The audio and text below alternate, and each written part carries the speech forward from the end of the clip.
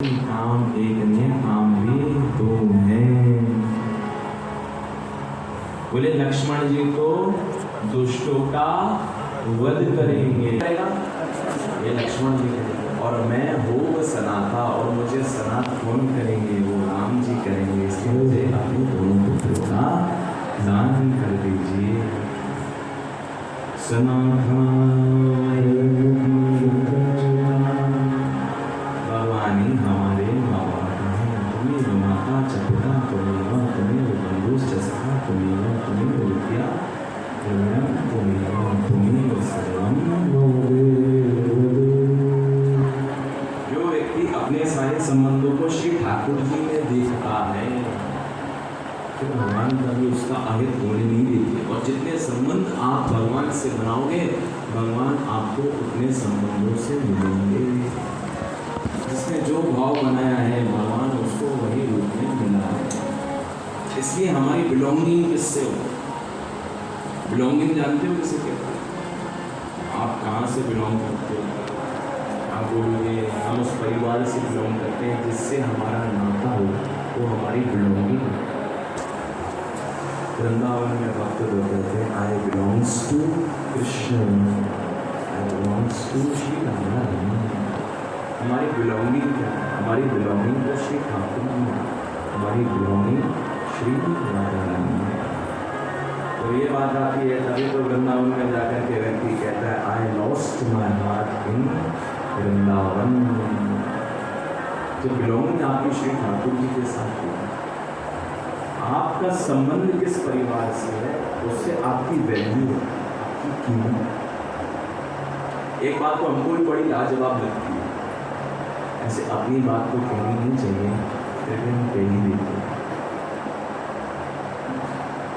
हम बहुत प्रदर्शन में नहीं रहते, प्रदर्शन मतलब बहुत ज़्यादा प्रेम सबसे हमारे बना है, मिलना जुलना भी सब है, पर ज़्यादा प्रदर्शन में रहेंगे तो हमको लगता है कि सामने वाला ये ना समझे कि हमारा कोई स्वार्थ, हमको कोई क्या दे सकता है। एक कथा की दक्षिणा कुछ रुपया ही हो सकती है, और हम उस परिवार में प्रकट हुए हैं जिसको कहते बॉर्न विद सिल्वर स्पून। और मांगने से जो मिलना है वो तो मिल ही मिलना है, ना मांगोगे या मांगोगे तो मिलना तो उतना ही है जितना आपको भगवान को देना है। मेरे दाता के दरबार में सब लोगों का खाता, किसी को कोई कम नहीं देता, किसी को कोई एक्स्ट्रा नहीं देगा। इसमें तुम्हारी बुद्धि बिगड़ जाए उतना नहीं देना। तो हमारे चेला कोई लफड़ा करेगा तो उसका पाप भी गुरु को है, ये भी शास्त्र में पढ़ना है। लोभी गुरु और लालची चेला तो दोनों नरक में ठेलम ठेला। हमारे दादाजी तो दीक्षा देने से पहले 4 बार तो पहले टरकाते हैं, हाँ कल आना परसों आना फिर देखेंगे फिर करेंगे, ऐसे दीक्षा नहीं। खाते क्या हो पीते क्या हो कभी दिन चले जाता, ये विचार करके दीक्षा देनी चाहिए। तब जाकर के किसी को अपनी शिक्षा का कृपा पात्र बनाना चाहिए। और ज़्यादा जिंदगी तो आगे तो बच्चे भी कह रहे ऐसे ही ठीक आओ हमको लिया अपने जंगल में, हम भी आओ भाई तो आए। तो उनकी माता जी ने हमसे कहा कि महाराज जी हमारे पास, हमारी सहेली ने कहा तुम अपने बच्चों को उनसे दीक्षा दिला दो, किसी ने कहा तुम उनसे दीक्षा दिला दो, परंतु हमारी सहेली ने हमसे कहा कि तुमको अगर दीक्षा दिलानी है तो उसी परिवार से दीक्षा दिलाओ। अभी सुनिए जल्दी करना, हम बताएंगे क्यों? क्योंकि वो खानदानी लोग हैं, वो खानदानी जन है, उनके यहाँ तो ये परंपरा से चल रहा है। तब जाकर कि हमको भी लगा कि आई बिलोंग्स टू, मैं उस फैमिली से बिलोंग करता हूँ जहाँ पर ऐसे संत सदगुरुदेव धन कमा सकते हो, पैसा कमा सकते हो भैया, परंतु हमारे जैसा अधिकार, हमारे जैसा सदगुरुदेव भगवान का प्यार, पौत्र का प्यार कहाँ से ला सकते हो? इसको कहते खानदानी, ये आपकी बिलोंगिंग है। आप कहाँ से बिलोंग करते हैं? कोई अगर गरीब व्यक्ति अरबपति बन जाए पैसा तो ज़्यादा कमा लेगा, परंतु खानदानी नहीं कहलाएगा। जब 3-4 पीढ़ियाँ उसकी निकल जाएंगी तब जाकर के उसके ऊपर पौत्र खानदानी कहलाएंगे। तब समझ में आता है कि बिलोंगिंग की महिमा ही क्या है। ये बात हमारी बिलोंगिंग किससे है, हमारा संबंध किसके साथ है, उसकी कीमत। बोलिए सद्गुरुदेव भगवान की जय। अपनी बात कहनी नहीं चाहिए पर बिलोंगिंग की बात नहीं करनी। I belong to Shri Krishna. और सच में भैया भगवान से ही संबंध बनाने में समय है। आपको बात बताएं, कभी कभी ट्रैवलिंग में ना ये वस्त्र कुछ क्या एक्स्ट्रा करते हैं। ये वस्त्र ट्रैवलिंग में एक्स्ट्रा क्या करते हैं। तुम पैंट शर्ट पहन कर के लाओगे तो तुमको अपना काम खुद करना पड़ेगा। और हमने इस ड्रेस को चुना है। एयरपोर्ट में जब भी आइए माने अपने आप ऐसा होता है। अरे भैया ये जो वेश है ना, ये भजन कराएगा नहीं कराएगा, परंतु ये वेश कम से कम आपको कुसंग से तो बचाएगा। ये समाज के सामने आपको मोबाइल में गलत दृश्य देखने से तो रोकेगा। अब कोई धोती कुर्ता पहन कर के वीडियो और सिगरेट पी सकता है क्या? साधु का वेश तो इतना कल्याण कर देता है महाराज। वो जड़ होकर के भी जो व्यक्ति अगर कुसंग में पड़ा है और अगर ने उसने साधु का वेश बना लिया है तो वस्त्र में इतनी शक्ति आ जाती है कि वो कुसंग से उसको दूर हो जाता है। हमारे दादाजी जब ट्रैवलिंग करते थे तो हमने सुना है ऐसा, फर्स्ट क्लास में जब ट्रैवलिंग कर रहे थे तो अब गुरुदेव भगवान पर नीचे वाली उसके ऊपर एक गृहस्थी परिवार फर्स्ट एसी स्वरूप का ये चमत्कार है। भगवान के भजन का ये चमत्कार है कि उन गृहस्थियों के अंदर ये शक्ति नहीं बन पाई कि हम गुरु जी के ऊपर जानते नहीं थे कि हम इनके ऊपर शयन कर लें। वो बच्चे समय पति पत्नी पूरी रात्रि भर सामने ही बैठे रहे। ये स्वरूप का और ये वेश का चमत्कार है। ये स्थिति कब बनेगी? जब हम भगवान के बनेंगे। ये त्रिपुंड क्या करेगा? दुर्व्यसन से बचाएगा। ये त्रिपुंड क्या करेगा? सामने वाला जब हमको देखेगा तो उसके मन में कहीं ना कहीं तो भगवान आएगा। ये वेश को देख कर के क्या आता है? ये वेश को देख कर के दुनिया नहीं आती। अरे भैया शराब को देखोगे तो शायद तुमको जहाँ पर शराब मिलती है उसका ख्याल आ जाएगा। सिगरेट को देखोगे तो जहाँ पर सिगरेट बिकती है वो पटवारी की दुकान का ख्याल आ जाएगा। और चंदन को देखोगे तो तुम्हारे हृदय में माँ के बिहारी। ये कब बनेगा? जब हमारी बिलोंगिंग श्री ठाकुर जी के साथ होगी, भगवान के साथ। सब रिश्ते नाते तो बस उससे एक दिल का रिश्ता। आज के जो बॉलीवुड के गीत है अगर वो श्री ठाकुर जी के प्रति समर्पित हो जाए तो भैया हमको तो लगता है कि उससे भी हमको भगवान नहीं। और अगर उसको गा दिया जाए तो ऊंचा ला जाए और यूट्यूब में कॉपीराइट ना आए। तो कहने का तात्पर्य ये है कि जो भाव हम अपने परिवार के लिए रखते हैं, करना हमें कुछ नहीं है, बस उस भाव को टर्न अराउंड करके हमें श्री ठाकुर जी के प्रति समर्पित करना है। एक्स्ट्रा कुछ नहीं करना। जो हम कर रहे हैं वो किस लिए कर रहे हैं? वो हम भगवान की प्रीति के लिए कर रहे हैं। और जिस दिन ये भाव करके हम करने लग जाए, समझ जाओ आप भगवान के खानदानी बन गए।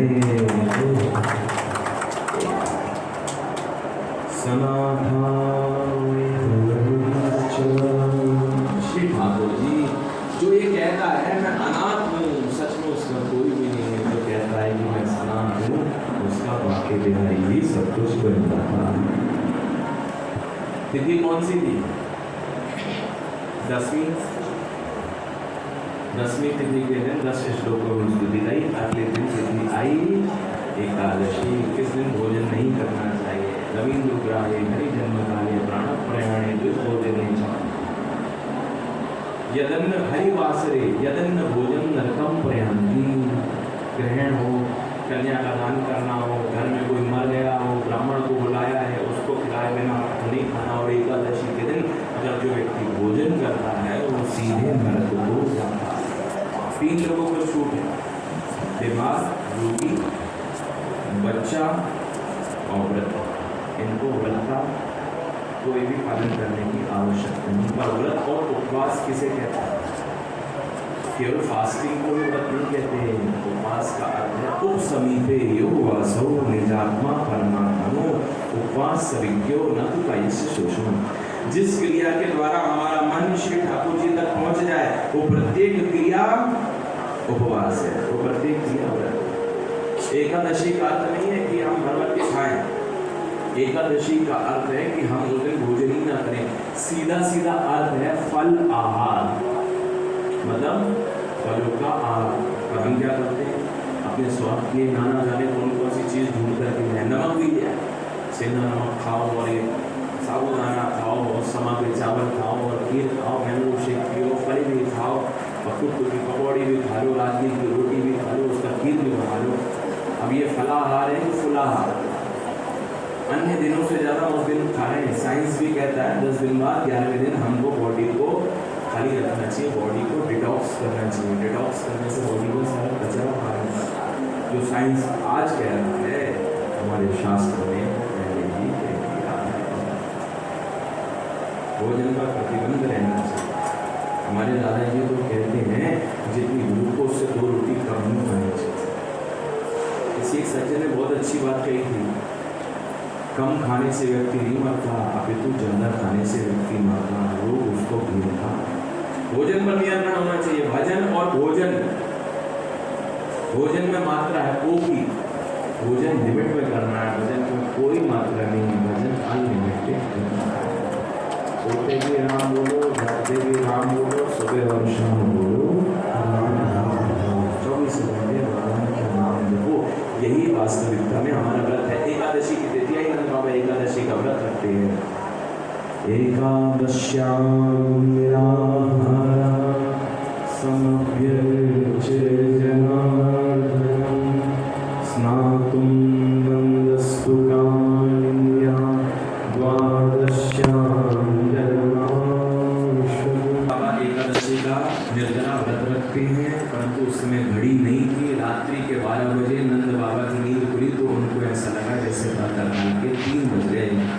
कुछ ब्रजवासियों को लेकर के यमुना जी में स्नान करने के लिए गए। रात्रि में नदियों में स्नान नहीं करना चाहिए क्योंकि जल के देवता जो वरुण देवता है उस समय शयन करते हैं।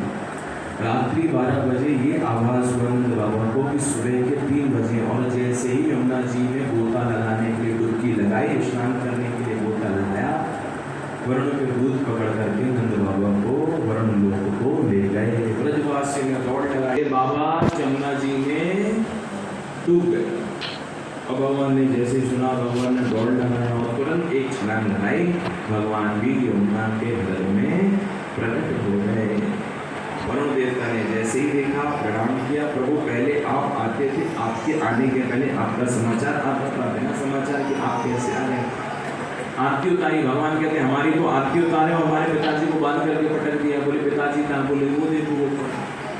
अब नंद बाबा बेचारा बंधन में पड़े। जो समझदार होता है, होशियार, बड़े लोगों की आदत होती है हमेशा अपनी गलती अपनों से छोटे बड़ों पर डालना। अपने गार्ड को कह दिया हमने किसी को आने मत देना, और जब हम गए गार्ड ने हमें रोका, नहीं है हम नहीं मिलने देंगे। घर जाकर के हम फोन करते हैं भैया हम तो तुमसे मिलने के लिए आए थे। हम ये नहीं कहेंगे कि हमने गार्ड को बोला, क्या कहेंगे? अरे बड़ा मूर्ख है, आपको मना कर दिया, अभी देखता हूँ खबर लेता। तो बड़े लोगों की आदत होती हमेशा वो अपनी गलती अपने से छोटे पर डालने देते। वरुण देवता ये नहीं कह रहे कि मैंने ये नियम लगाया था रात्रि के समय जो स्नान करके करने के लिए आया उसे पकड़ करके लिया। अभी तो क्या कह रहे हैं? अरे मेरे सेवक बड़े मूर्ख हैं, अजानता माम की मुझे ना डाले बिना कारण के आपके पिताजी को गोविंद नियता हमेशा पिताते पितृवत्सल। हे पितृवत्सल गोविंद, एक काम करिए, आप अपने पिताजी को अपने साथ वृंदावन को वापस ले जाइए। स्वयं अपने हाथों से नंद बाबा के बंधन को खोला है, कन्हैया को थमाया है और कन्हैया नंद बाबा को लेकर के वापस वृंदावन को आए हैं। सारे ब्रजवासियों ने दौड़ लगाई नंद बाबा के पास। सब भैया आए, सबने आकर के कहा अरे नंद बाबा तुम किसको चले गए, हमको तो लगा तुम यमुना जी में डूब गए। नंद बाबा कहते हैं अरे भैया मुझको तो पकड़ करके बांध दिया, परंतु ना जाने कृष्ण कन्हैया की कौन सी रिश्तेदारी निकल आई, वो कृष्ण कन्हैया साक्षात अभी तो आरती उतारे तेरा वैकुंठ बड़ा सुंदर, हमने इतनी तपस्या तो की नहीं जो हम तेरा वैकुंठ का दर्शन कर लें, तू कृपा करके हमें अपने वैकुंठ का दर्शन, जो वैकुंठ को दर्शन करना चाहे वह कुंड में कूद जाए। सबरे ब्रजवासी एक दूसरे को देखो अरे भैया जी कहाँ ले जा रहा है भैया, अरे कन्हैया लौट करके तो आ जाएंगे। अरे भगवान ने कहा चिंता काहे को करो, मैं भी तुम्हारे साथ चलूँगा, लेकर के सकुशल वापस वृंदावन को आऊँगा। तो क्या कहा, भगवान के वचन पर विश्वास करके एक एक करके सबरे ब्रजवासी उस कुंड में कूद गए, और जैसे ही कूदे दृष्टि खोली ते तो ब्रह्म हृदम नीता मग्ना कृष्ण चोरता। जैसे ही ब्रजवासियों ने गोता लगाया ब्रह्म कुंड में और निगाहों को खोला, सबने अपने आप को वैकुंठ में पाया। सब खड़े हैं वैकुंठ में, बजा दीजिए।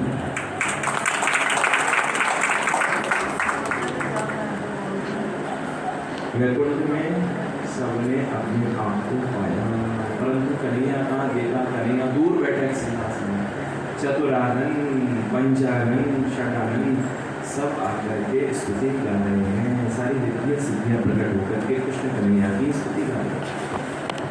अब भगवान तो अपने धाम में आ रहे, तो भगवान फिर वहाँ पर भगवान ही है, ब्रजवासी नहीं।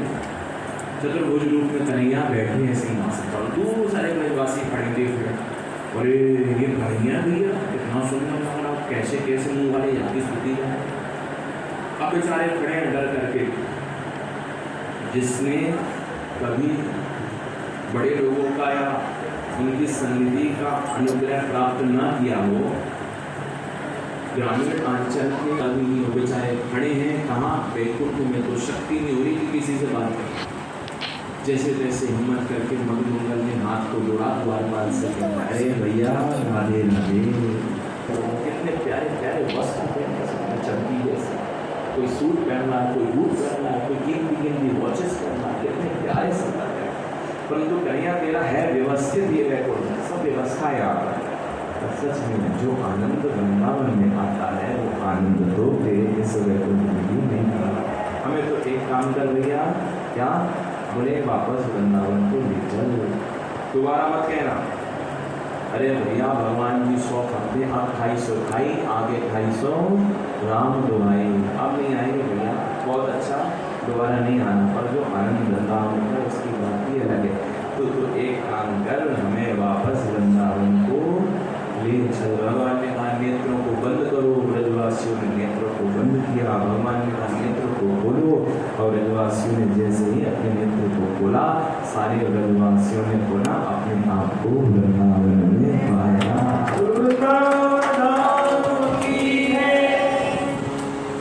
वृंदावन का आनंद ही अलग है, वहाँ के ठाकुर का अनुभव, उनके प्रेम का आनंद ही अलग है। श्री ठाकुर जी ने वहाँ पर अपने प्रेम स्वरूप का दर्शन कराया, इसलिए तो भक्तों ने गाया है जटक मटक सो ठाकुर तीनों लोकन हूँ